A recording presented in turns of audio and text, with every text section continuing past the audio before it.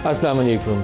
मुआहिदा मक्का Pakistan, Saudi अरब और तुर्की तीनों ने आपस के अंदर एक ऐसा दफाई मुआहिदा किया है जिसके तहत अगर किसी भी एक मुल्क के ख़िलाफ़ हमला होता है तो इसको तीनों के ख़िलाफ़ हमला तस्वुर किया जाएगा। नेटो ममालिक जो आपस में मुआहिदा करके बैठे हुए हैं उसमें भी एक क्लॉज़ 5 है जिसमें अगर किसी एक नेटो के रुकन मुल्क पर हमला होता है तो उसको तमाम नेटो रुकन ममालिक के ख़िलाफ़ हमला तस्वुर किया जाता है। मैं इस मुआहदे का बड़ा दिल से हामी रहा हूँ, बड़े तवील अरसे से, और बहुत से प्रोग्रामों में अपने मेहमानों से इसके ऊपर सवाल भी उठाता रहा हूँ।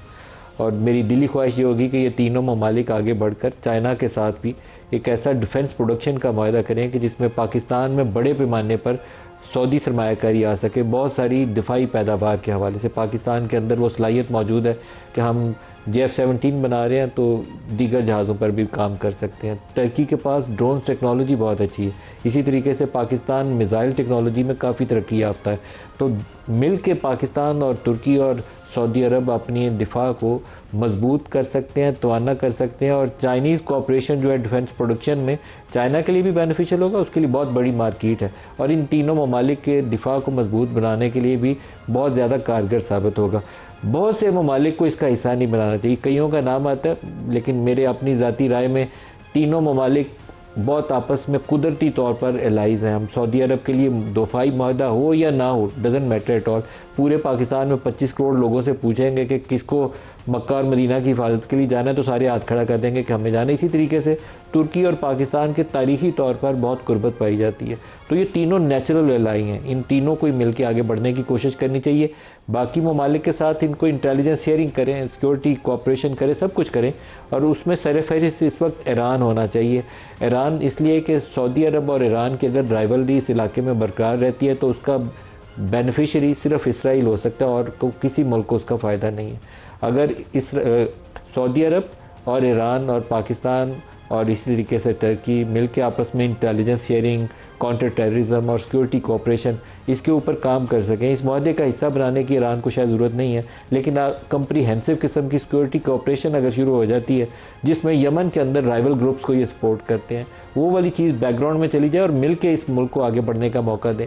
अगर लेबनान में इशू है, सीरिया में इशू है, तो वहाँ ताउन के साथ एक दूसरे के मफादात के ख़िलाफ़ एक्ट करने की बजाय अपने मफादात को एक दूसरे के मुताबिकत के मुताबिक ढालना शुरू कर दें। तो ये वो मामला होगा जो इस पूरे ख़ित्ते के लिए गेम चेंजर साबित हो सकता है। पाकिस्तान के पास एक मजबूत तवाना फ़ौज है, वसाइल की कमी है। वसाइल सऊदी अरब के पास बेपनाह है, वहाँ पर उसको सपोर्ट चाहिए होगी पाकिस्तान की फ़ौज की। और डिफेंस प्रोडक्शन में तुर्की और पाकिस्तान दोनों बहुत मौसर रोल अदा कर सकते हैं। आज जो हमारे पास मेहमान शख्सियात हैं इनसे इसी के हमारे साथ हैं पाकिस्तान के साबिक वज़ीर दिफा खुर्रम दस्तगीर साहब और सीनियर रहनुमा PMLN के। खुर्रम साहब very warm welcome. Admiral Faisal Shah साहब है, मारूफ डिफेंस एनालिस्ट हमारे साथ। और सरदार मसूद खान फॉर्मर प्रेसिडेंट हैं AJ और पाकिस्तान के नामवर सफारतकार हमारे साथ हैं। सरदार साहब आपको भी खुश आमदीद, शाह साहब आपको भी खुश आमदीद।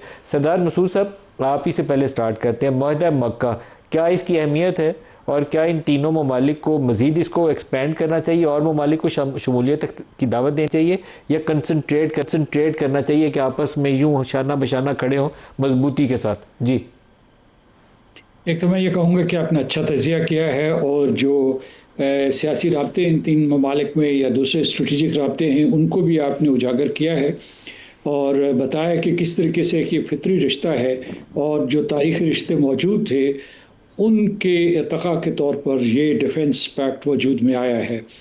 तो अब जो है ये मरहला ये है कि चूँकि ये एक किस्म का तारीख़ साज और तारीख़ी फ़ैसला है, तो पहले तो इस पैक्ट को, इस मेकनिज़म या इस नेटवर्क को मजबूत करें, क्योंकि इसमें भी जो है मुस्तहकम करने की ज़रूरत होती है कि ये वैसे तो कागज़ के ऊपर लिखा गया कि किस तरीके से जो दिफाई प्रोडक्शन में या इंटेलिजेंस शेयरिंग में या उसके अलावा प्रोक्योरमेंट में या फिर ये कि किस तरीके से मुश्तरका जंगी मशक़ें हो सकती हैं या जो है ट्रेनिंग हो सकती है, तरबियत हो सकती है फ़ौजी, ताकि हम दिफा कर सकें। इसका बार बार नाम आया कलेक्टिव डिटरेंस, जिसका मतलब है कि इज्तमाई मुदाफ़ियत, यानी हमला नहीं बल्कि अपने आप को बचाना है। तो इसलिए इससे पहले जो है एक सॉलिड शक्ल देने की ज़रूरत है और उसके लिए जो है एक कमेटी बनाई जा रही है, जो मिनिस्ट्रियल कमेटी बनाई जा रही है। लेकिन उससे ज़्यादा बढ़ के आगे इसके जो एक दूसरे के साथ जो रिश्ते जुड़ेंगे वो है टेक्नोलॉजी के, डिफेंस टेक्नोलॉजी ख़ास तौर से, और उसके बाद मीशत would underpin this whole project. जो आपका दूसरा सवाल है कि क्या इसे इसी तरीके से इस न्यूक्लियस को मजबूत करना चाहिए या कि आगे बढ़ के जो है कोई और दूसरे ममालिक जिनकी दिलचस्पी है, मिसाल के तौर पर मिस्र का नाम लिया जा रहा है या कुवैत का, या क़तर ने अपने ख्वाहिश का इजहार किया है, उसके बारे में भी क्या क्या साराई हो रही है। तो पहले ये न्यूक्लियस, जैसा कि मैंने कहा, ये मजबूत हो जाए और उसके बाद देखा जाए, ये खुद मुशावरत करें कि बाकियों को इसमें शामिल किया जाए या ना शामिल किया जाए। वैसे ये है कि पहली मरतबा जो है ना, यानी ये मुतालबा बड़े अरसे से हो रहा था इस्लामी ताउन तंजीम में, अरब लीग में, कि मुसलमानों के लिए भी कोई एक दिफाई निज़ाम होना चाहिए। आपने ये भी तजवीज़ दी है कि चीन के साथ इनके डिफेंस प्रोडक्शन का मुआहदा होना चाहिए। इसमें अगर मैं इनकी तवानाइयों की बात करूं तो मैं ये कहूँगा कि पाकिस्तान की डिफेंस प्रोडक्शन का आपने जिक्र किया, इनकी भी तुर्की की जो है डिफेंस इंडस्ट्री बहुत मजबूत है और वो कोवर्ट्स बनाते हैं। उसके अलावा ये पाकिस्तान के साथ भी उनका इश्तराक के सिलसिले में चल रहा है, ड्रोन्स के सिलसिले में। और इनकी अगर इनफरादी तौर पर क़ुव्वतें देखी जाएँ तो उसकी तुर्की जो है वो न सिर्फ नेटो का जो है एक मेंबर है, बल्कि उसकी जो सेकंड लार्जेस्ट आर्म्ड फोर्सेस हैं वो तुर्की के हैं, यानी अमेरिका के बाद वहाँ नेटो में। उसके बाद पाकिस्तान एक जौहरी क़ुव्वत है और इसके जो इंडस्ट्रियल बेस है वो खासी इर्तिक़ा पज़ीर है। उसके अलावा सऊदी अरब के पास ऑयल है, they are also custodians of the holy places. तो इज्तिमाई तौर पर ये जब जमा होते हैं तो आप ये देखते हैं कि इनकी जो मजमूई कौमी आमदनी बनती है वो 3.5 ट्रिलियन के करीब बनती है, और वो किसी भी ब्लॉक की अगर सफ़ में आप उन्हें खड़ा करेंगे या मुल्कों की सफ़ में तो ये 7वीं बड़ी जीडीपी हो जाएगी। मैं नॉमिनल जीडीपी की बात कर रहा हूँ। और जो इसके जो है ये अगर फ़र्ज़ कीजिए कि इसको 3 से या 4 से ज़रब दीजिए, अगर आप परचेसिंग पावर पैरिटी में इनकी देखना चाहते हैं, उसमें पाकिस्तान का भी एक अहम मकाम है। यानी पाकिस्तान बाकी नॉमिनल जीडीपी में तो पीछे होगा, लेकिन उसमें इन ममालिक के करीब करीब होगा, सऊदी अरब और तुर्की के। फिर दूसरे जो है जो आपने अफवाज का ज़िक्र, तो उसमें मैं ये बताऊं कि इनकी अफवाज जो इसमें न सिर्फ जो इनके एक्टिव फोर्सेस हैं, बल्कि उसमें जो है रिजर्व्स और पैरामिलिट्री फोर्सेस को अगर आप शामिल करें तो ये तकरीबन जो है 2.2 मिलियन के करीब इनकी तादाद बनती है। और फिर जो है इनकी आबादी अगर आप देखें तो वो भी तकरीबन 400 मिलियन के करीब बनती है। तो ये जो आदाद व शुमार हैं, ये जो इंडिकेटर्स हैं, ये इसे एक अहम तरीन, तो मैं कहूँगा एक बहुत ही अहम एक ब्लॉक बनाते हैं। और मेरा ख्याल है कि इस तरीके से मजबूत ब्लॉक बनाते हैं इसको। एडमिरल फैसल शाह साहब से भी इस पे तजिया लेते हैं। शाह साहब, आप क्या कहते हैं? क्योंकि अभी एक ईरान वाला क्वेश्चन बाकी है, मैं वो भी चाहूँगा कि तीनों मेरे ख्याल में हम कुदरती तौर पे बने ही इत्तेहादी मुल्क के तौर पर हैं और अल्लाह ताला ने वो मौका दिया है कि मुआहदा मौका हो गया।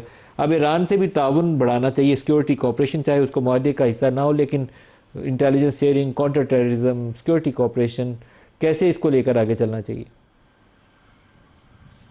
शुक्रिया नदीम साहब मुझे प्रोग्राम में लेने का। आपने बहुत अच्छा इब्तिदाइया दिया जिसमें सब अहाता किया तमाम चीज़ों का, और एम्बेसडर मसूद साहब ने भी बहुत अच्छा अहाता किया है, तमाम चीज़ें कवर की हैं। मैं एक और तरफ आपकी तवज्जो मबसूल कराना चाहता हूँ कि इसको इस एंगल से भी देखना चाहिए कि देखिए पाकिस्तान कहाँ वाक़ है, सऊदी अरब कहाँ वाक़ है, तुर्की कहाँ वाक़ है, तो जोग्राफिकल लोकेशंस तीनों के बड़ी डिफरेंट है। फिर तीनों के थ्रेट परसेप्शंस बड़े डिफरेंट है। पाकिस्तान का एक बिल्कुल डिफरेंट थ्रेट परसेप्शन है। इंडिया से हमें ख़तरा रहता है, अब हमें अफ़गानिस्तान से भी ख़तरा है क्योंकि इंडिया वहाँ पे चला गया और उसको यूज़ कर रहा है। सऊदी अरब हूथियों के ख़िलाफ़ बरसर पैकार है, और तुर्की को हमेशा एक कंसर्न रहता है कि सीरिया में क्या हो रहा है, इराक़ में क्या हो रहा है, कुर्द क्या कर रहे हैं, और उनके अंदर जो टेररिस्ट एक्टिविटीज़ हैं उनसे उनको कंसर्न रहता है। तो बड़ा डिफरेंट थ्रेट परसेप्शन है, बड़ी डिफरेंट जोग्राफिकल लोकेशंस है। मैं ये समझता हूँ कि तीनों को जो आप लोगों ने कैपेबिलिटीज़ इनकी बताई हैं, स्ट्रेंथ्स बताई हैं, उन तीनों का यकजा होना, इनकी जोग्राफिकल लोकेशंस का यकजा होना और इनके थ्रेट परसेप्शंस का यकजा होना, अगर इन सब चीज़ों को जमा किया जाए तो मैं समझता हूँ बहुत ही कसीरुल जहती ये मुआहिदा है, जिसमें इसको इससे खाइफ होने की या इससे खौफज़दा होने की या इससे डरने के बजाय इसको एक स्टेबलाइजेशन फैक्टर के तौर पे लेना चाहिए बहुत बड़े रीजन में। यानी अब जोग्राफिकली अगर तीनों को देखें तो तीनों बहुत बड़े रीजन को, बहुत बड़े एरिया को कवर कर रहे हैं। तो वो तमाम ममालिक जो ये समझते हैं कि हम इनमें से किसी एक मुल्क के ख़िलाफ़ कोई तैयारी कर सकते हैं जारियत की, मेरा ख्याल है अब उनको दुगना तिगनी दफ़ा सोचना पड़ेगा। मैं एक छोटी सी मिसाल आपको देता हूँ कि आप देखिए 2016, 2019, 2025 भारत ने पाकिस्तान के ख़िलाफ़ जारियत की छोटी सी बात पे, फॉल्स फ्लैग ऑपरेशंस पे।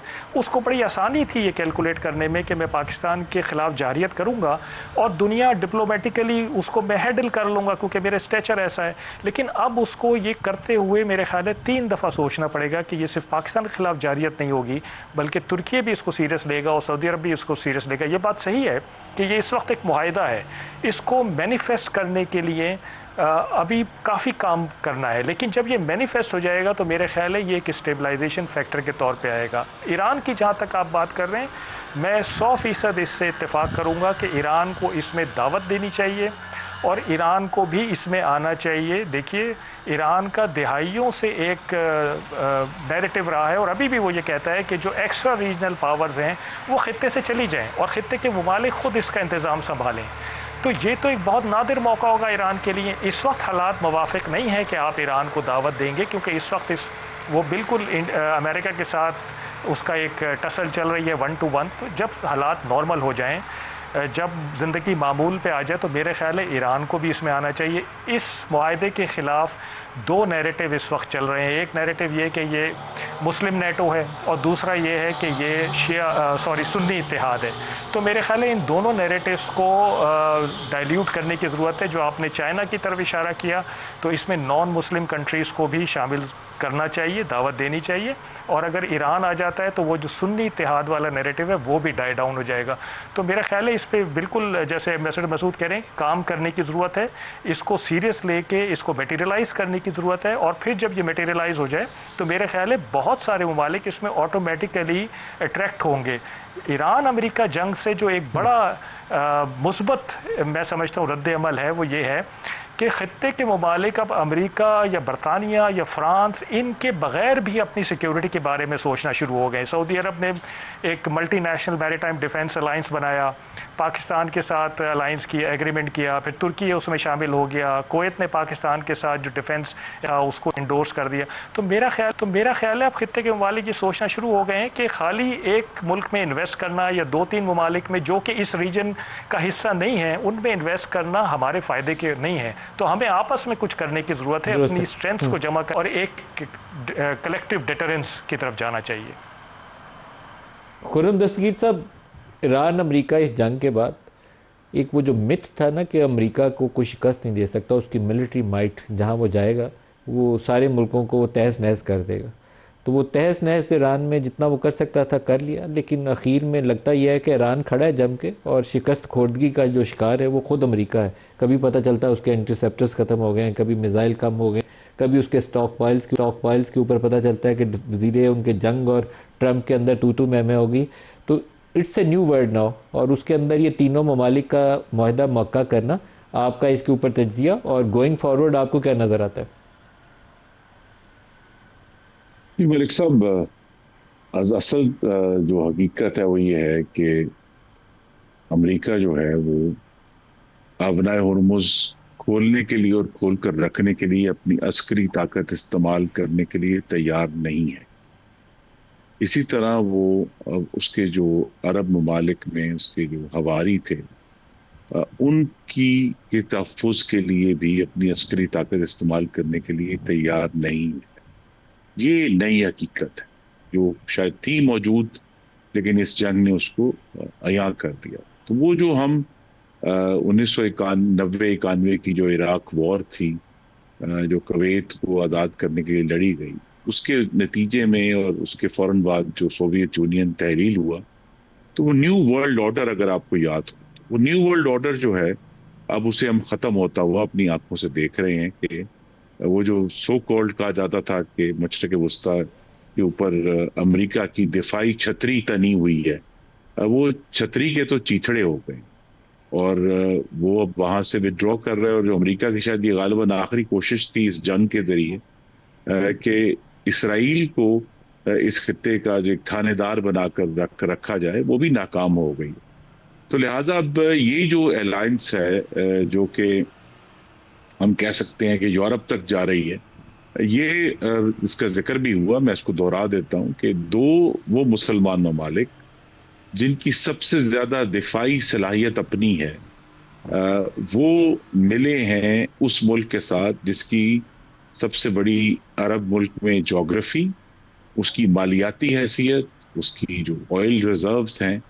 तो पाकिस्तान और तुर्की का सऊदी अरब की मालियाती ताकत के साथ मिलना जो है, ये इंतहाई खुशाइंद है। और उसके ये एक टेस्ट जरूर है तीनों मुल्कों की क़यादत का, कि आने वाले सालों में ये किस तरह इस अलायंस को डीपन करते हैं, उसमें गहराई लेकर आते हैं और उसके अंदर एक मुस्तकिल मिजाजी लेकर आते हैं। लेकिन अगर लेकर आएंगे तो ये लिटरली हम कह सकते हैं कि जो मशरक़ वस्ता का जो नया सिक्योरिटी आर्किटेक्चर है, उसके तहफ़्फ़ुज़ का जो पूरा निज़ाम है, उसका आगाज है अगर तीनों ममालिक इसको संजीदगी से लें। अमेरिका का रोल रहेगा, इसराइल का रोल रहेगा, लेकिन इसराइल के लिए भी एक परेशानी है कि अगर आप नक्शा देखें तो इसराइल के शमाल में तुर्की है और जनूब में सऊदी अरब है। तो लिहाजा वहां भी इसराइल को अब दोनों साइडों से एक हेम्ड इन है, वो समझेगा कि तो इसराइल और हिंदुस्तान दोनों ऐसे ममालिक हैं जिन्हें कहते हैं ना फ्रीडम ऑफ एक्शन था, या हम कहते थे कि दना रहे हैं, वो फ्रीडम ऑफ एक्शन में डेफिनेटली इस मुआहदे के नतीजे में कमी आई है। तो और पाकिस्तान का जो रोल अभी हमने देखा अमेरिका ईरान के दरमियान सालसी का, पाकिस्तान का रोल जो है वो फल करम का हो गया है कि पाकिस्तान जो है वो अब इस खत्ते को बैलेंस कर रहा है, अस्करी तौर पर भी, सिक्योरिटी तौर पर भी। और जैसा कि हम सब की उम्मीद है कि ये पाकिस्तान की इकोनॉमी के लिए और पाकिस्तान की डिफेंस इंडस्ट्री के लिए एक बहुत बड़ी बूस्ट साबित हो। अच्छा खुरम साहब, एक मेरे जहन में सवाल आता है, कोई ज़माना था ये फ़ौज के अंदर अटल्ली वाले बड़े तगड़े होते थे, आप इंडिया से जंग करनी है तो हम तोपें और वो तोपची वाले वो सारे देखते थे कि ये कितना मजबूत है आपका ये डिपार्टमेंट। अब ये जो इंडिया ईरान वाला मामला है, उसके बाद आपको लगता है कि सबसे तगड़ा जो डिपार्टमेंट है वो आपका ड्रोन्स वाला होना चाहिए। वो जो सुसाइड ड्रोन्स उड़ते हैं और जाके गिरते हैं निशाने के ऊपर, उन्होंने उसका 500 मिलियन डॉलर का, 1 अरब डॉलर का उसका रडार सिस्टम अमेरिका का उड़ा के रख दिया। अमेरिका हिम्मत नहीं कर रहा कि अपना बैरी बेड़ा लेके हुर्मुज़ के अंदर चले जाए, उसको डर लगता है वो सुसाइड बोट्स आएंगी, उसको उसके फ़ौजी उसमें मारे जाएंगे, और वो पीछे रुक जाता है वहाँ पे। वो जजीरा कशम के अंदर नहीं जाता कि वहाँ जाऊँगा तो उसकी लाशें उठानी पड़ जाएंगी। तो वॉर चेंज हो गई और वो सारी अंडरग्राउंड फैसिलिटीज़ ईरान ने बना के सर्वाइव करके सिर्फ अमेरिका को उस घुटने टेकने पर मजबूर किया हुआ है। तो ये जो तीनों का कोऑपरेशन है, पाकिस्तान, तुर्की और सऊदी अरब, तो जब तक इसके अंदर डिफेंस प्रोडक्शन, मजबूत पावरफुल डिफेंस प्रोडक्शन मैकेनिज्म अगले 5-10 सालों में हम खड़ा नहीं करते, तो तब तक इसके सही वो फ्रूट सामने नहीं आएंगे। आपका इसके ऊपर तज्जिया? जी नहीं, बिल्कुल दुरुस्त आपने बात की है। और आपके नाजरीन के लिए भी अर्ज करूंगा कि जंग जो है उसके अंदर जो लैंड फोर्स है उसका रोल शायद गालिबन सेकंड स्टेज पर आएगा, लेकिन फर्स्ट अब जो स्टेज है जिसके जरिए मुल्क जंग करेंगे, और ये बात सिर्फ ईरान वॉर में नहीं बल्कि उससे कई ज्यादा वाज़े तौर पर रूस यूक्रेन जंग में ये वाज़े हुई है बिल्कुल कि अब ड्रोन्स और बैलिस्टिक मिसाइल्स जो हैं, पहला जो हथियार है जो इस्तेमाल होगा वो होगा। और अभी भी ऑलरेडी जो प्लानिंग है पूरी दुनिया में जो तब्दील हो गई है कि वो पहले कहते थे टैंक भेजे जाएंगे अंदर, लेकिन अब तो वो उन्हें कहते हैं कि जिस तरह भेड़ों का छत्ता होता है ना, इसी तरह ड्रोन्स के छत्ते जाएंगे, स्वॉर्म्स ऑफ ड्रोन्स। और वो भी है कि वो उसमें सारे ड्रोन्स आर्म्ड होना जरूरी नहीं है। वो इतना कंफ्यूजन है कि अगर आपके ऊपर इकट्ठे 100 ड्रोन आ रहे हैं और जिस मुल्क पर हमला हुआ है उसे नहीं मालूम कि उन 100 में से कितने आर्म्ड हैं, तो वो एक बहुत बड़ा कंफ्यूजन क्रिएट करता है। तो ये एक नई जंग है और उसमें भी पाकिस्तान और तुर्की का ऑलरेडी ये कॉपरेशन मौजूद है ड्रोन मैन्युफैक्चरिंग में। तो ये भी एक तवक्को है कि अगर सऊदी अरब के साथ सरमाया हमें हासिल होता है और ये डिफेंस प्रोडक्शन एक्सपैंड होती है, तो तुर्की में भी और पाकिस्तान में भी जो ड्रोन प्रोडक्शन है उसको कई गुना स्केल अप किया जा सकता है। तीनों ममालिक की जो सिक्योरिटी है, और पाकिस्तान के पास जो है, आई थिंक यहाँ जहाँ तुर्की के पास ड्रोन्स हैं और हेलीकॉप्टर्स हैं, पाकिस्तान के पास JF-17 और इंशाल्लाह आने वाले दिनों में जो है वो J-10 की भी मैन्युफैक्चरिंग फैसिलिटी होगी। तो ये एक बड़ा अच्छा कॉम्बिनेशन है। J-10C की मैन्युफैक्चरिंग फैसिलिटी होगी पाकिस्तान में, आप ये बता रहे हैं खुरम साहब? जी, मैं तवक्को कर रहा हूँ कि आने वाले सालों में जिस तरह चीजें मूव हो रही हैं, पर्टिकुलरली अगर जैसे मैंने कहा कि पाकिस्तान की डिफेंस प्रोडक्शन को एक बूस्ट हासिल होती है सऊदी सरमाए से, तो बहुत सारे नए दरवाजे खुल सकते हैं। लेकिन अहम बात यह है जिसका आपने जिक्र किया शुरू में, मैं उसे दोहराना चाहता हूँ कि अमेरिका के विड्रॉल के बाद बिल आखिर मुसलमान ममालिक ने वो बालिग नजरी का मुजाहरा किया है, जिसका हम कह सकते हैं पूरी अपनी जिंदगी इंतजार कर रहे थे कि वो खुद इकट्ठे होकर अपनी सलाहियतों पर इन्हिसार करके अपने दिफा का इंतजाम कर रहे हैं। सरदार मसूद साहब, ये जो डिफेंस प्रोडक्शन वाला मामला है, इस पे मैं आपसे भी चाहूँगा, क्योंकि अब मिज़ाइलों की दौड़ आप देखें तो पैट्रियट मिज़ाइल था, वो डेविड स्लिंग थी, और पता नहीं वो 3 टियर उनके पास है, आयरन डोम है इसराइल के पास। लेकिन वो जो सुपरसोनिक मिज़ाइल्स हैं, वो हाइपरसोनिक मिज़ाइल जिनकी स्पीड ज़्यादा है, कुछ 6, 7, 8 मार्क की स्पीड से वो जो चलते हैं, उनको मार गिराना अभी तक आसान नहीं है ये तमाम सिस्टम के बावजूद। तो ये वाली सलाहियतें हमारे पास हैं, उनको एडवांस बनाना आपको चीन की ताउन चाहिए और सऊदी सरमाया चाहिए, और इसमें बेनिफिट तीनों ममालिक करेंगे। इसके लिए स्ट्रेटजाइज करना पड़ेगा। ये जो मुआहदा मक्का है, उसकी बुनियाद ये है कि उस एग्रीमेंट लिखा गया है, लेकिन अगले 10 सालों में इसके ऊपर एक्सटेंसिव काम करने की ज़रूरत है। मसूद साहब, सही कहा आपने। मतलब जो चीन और पाकिस्तान के दरमियान इस किस्म का ताउन पहले से मौजूद है और उसकी बाकायदा फाउंडेशन है। यानी न सिर्फ जो ट्रेडिशनल कन्वेंशनल वेपन्स हैं, बल्कि जो साइबर स्पेस में जो हमारे एक दूसरे के साथ ताउन हो सकता है, लॉइटरिंग म्यूनिशंस के सिलसिले में हो सकता है, क्योंकि उसने भी वॉरफेयर को चेंज कर दिया है। और फिर आपने कहा था ड्रोन टेक्नोलॉजी। ड्रोन का ये होता है कि सस्ता ड्रोन जो है एक बहुत बड़े मिलिट्री बेस को नुकसान पहुंचा सकता है, या और जो है अहदाफ को नुकसान पहुंचा सकता है। तो उसकी वजह से जो है उनकी कदर कीमत बढ़ गई है। अभी हमने देखा कि ये किस्म की ईरान की और अमेरिका की एसिमेट्रिक वॉर थी, या पिछले साल मार्का हक में जो हमने असासे इस्तेमाल किए, उनमें ड्रोन्स और साइबर वॉरफेयर का बहुत बड़ा रोल था। तो उसमें हमारे पास इस्तेदाद मौजूद है। और तुर्की भी जो तरक्की पजीर ममालिक हैं, या जो उनकी इमर्जिंग मिडल पावर्स हैं, उसमें किसी से पीछे नहीं है, बल्कि वो सप्लायर भी है। It's a seller of defence products. तो एक तो ये चीज़ है। दूसरे मैं ये आपसे ये अर्ज़ करना चाहता हूँ कि जो ये इन 3 ममालिक ने ये माहिदा किया है, ये इस बात को जाहिर करता है कि जो नया आलमी निज़ाम था या न्यू वर्ल्ड ऑर्डर था, उसका शिराजा इस तरीके से बिखरा है। और उसका सबूत ये मिला है कि अक़वाम मुत्तहिदा ने ईरान और अमेरिका के दरमियान जंग में, या ईरान और अमेरिका और इसराइल के दरमियान जंग में कोई रोल नहीं अदा किया। वो एक मेहमान अदाकार के तौर पर रहा। और उस वजह से जो है लोग जो है उससे नीचे आके अपने दिफा के लिए ख़ुद इंतज़ाम कर रहे हैं, दिफा के लिए भी ख़ुद इंतज़ाम कर रहे हैं, और सालसी और सफारतकारी के लिए भी ख़ुद इंतज़ाम कर रहे हैं। तो एक तो ये इसका है कि एक नया निज़ाम उभर रहा है जहाँ लोग ख़ुद अपनी हिफाजत कर रहे हैं। दूसरा ये है कि इस माहिदे की तकरीबन सब लोगों ने तारीफ़ की है। 3 जगहों पे जो है इसकी मुखालफत हुई है। एक जगह पे दबे दबे अल्फाज में, और 2 जगह पे खुल के। एक तो हिंदुस्तान में इसकी मुखालफत हुई है, और दूसरे जो है जो इसराइल में जो इदारिये लिखे गए हैं, हुकूमत की तरफ से जो इदारिये लिखवाए गए हैं, उसमें ये कहा गया है कि ये अब्राहम अकॉर्ड्स की राह में बहुत बड़ा बैरियर होगा। क्योंकि वो जिस तरीके से उसे अमेरिका के पैक्स अमेरिकाना जो इस निज़ाम में लाना चाहते थे, या मिडल ईस्ट के लिए जो इसराइल का विज़न था उसे नाफिज करना चाहते थे, और सऊदी अरब को भी न्यूट्रलाइज करना चाहते थे, कि उसके इम्कानात कम हो गए। लिहाजा उन्होंने कहा कि अमेरिका और इसराइल दोनों जो आप सऊदी अरब को कन्फ्रंट करेंगे कि किस तरीके से वो इन 2 ममालिक के साथ, जिनमें से बिलखसूस एक के साथ जो है इसराइल के सफारती ताल्लुकात नहीं है, और तुर्की जो है इसराइल को जो है एक बहुत बड़ा एनिमी या एडवर्सरी समझता है।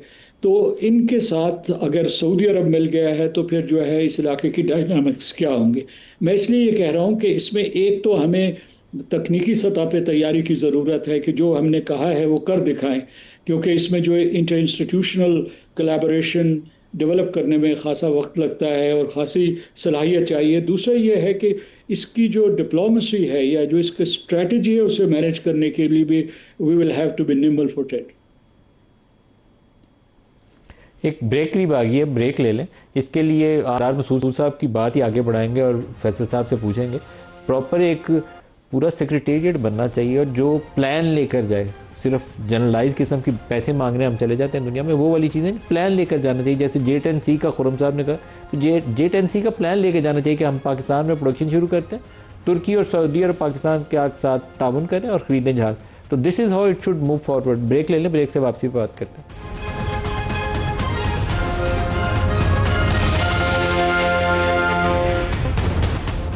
Welcome back.